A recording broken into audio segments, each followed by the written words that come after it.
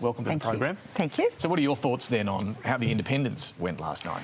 Look, I think in New South Wales, independents have done really well.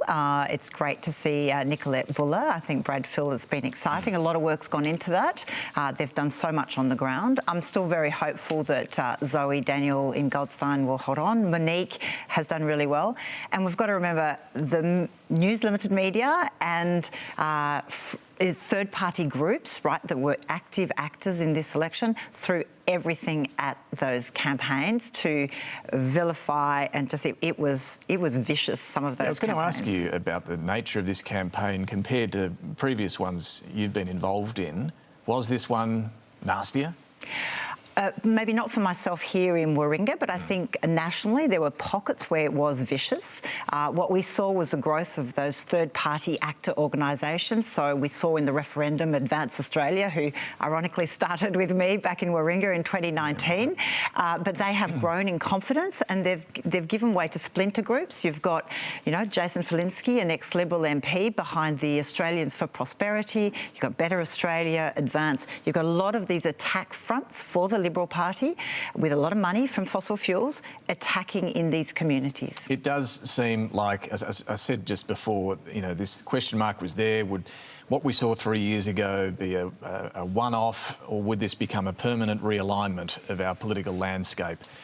It's looking more permanent right now. Is that how you see it? Is this, are the Liberals going to have any chance of getting back into seats like Warringah, Wentworth and so on?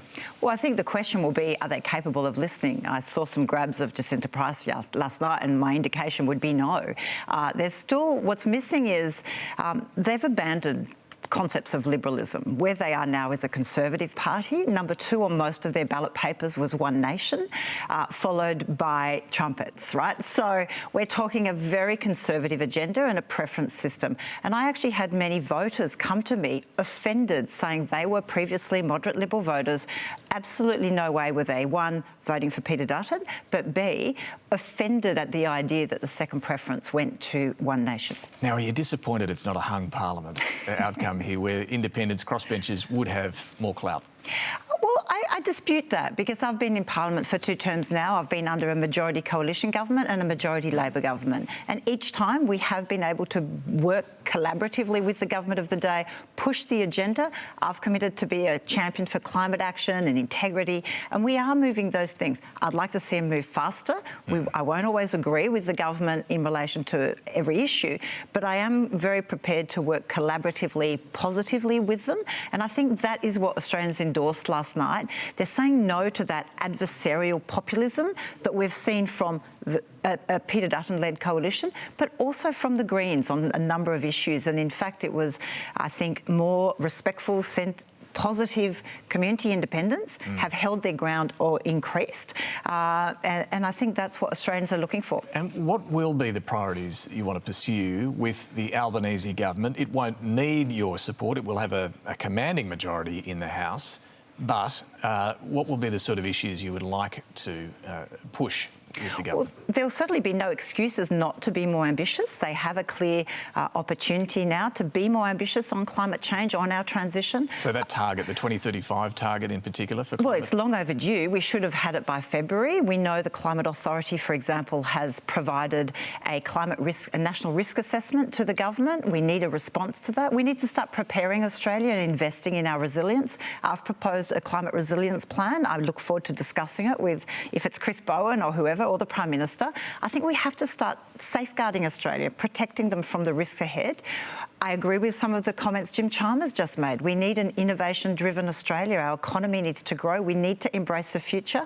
If there's one message that was clear last night is Australians aren't for going backwards. We want to keep progressing. We want a positive future. We want stability, but we also have to start embracing the new world.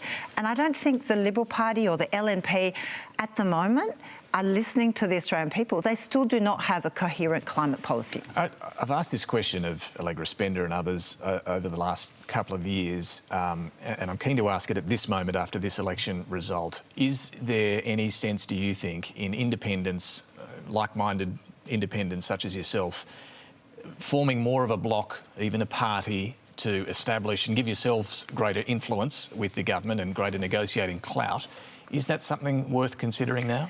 Well, look, we've sort of been grouped together by the media. You know, you are repeatedly referring through who we're backed by. And I should note that at no point do we refer to the Liberal Party as being backed by Gina Rinehart or who the funding they come from. So even when the ABC refers to independents as Climate 200 backed independents, that's inappropriate if it's not going to be matched with other candidates. Well, I just say there is coordination, though, in some of the campaigning Sure, that's done. But again, this is what we're talking about. We have made sure that the model of how you can campaign is available to all. We've paid it forward when it comes, and it's through work of like the Community Independent Project, holding publicly available conferences and forums to help communities in all over Australia.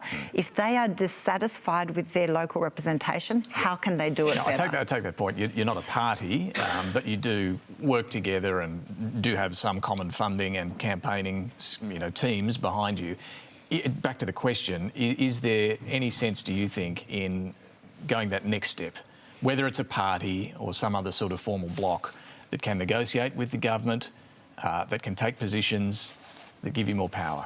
Well, I think there's also great power in flexibility. And so our current model works really well. We've worked very respectfully together. We're very aligned on values. We want to see merit-based policies. We want to hold the government of the day accountable. We want scrutiny and accountability. But we also want to be able to represent our communities above all. I think there's something a little broken with the current party system where on the Labor side, they are stuck with their rules. They cannot cross the floor. And so communities will at times be very disenfranchised, or the Liberal Party where very few cross the floor because they face disendorsement and they don't get re-elected. So I think the world has moved on from that traditional convention of how we see political parties now, and it's maybe time for a new model. And I think that's what community independence offer.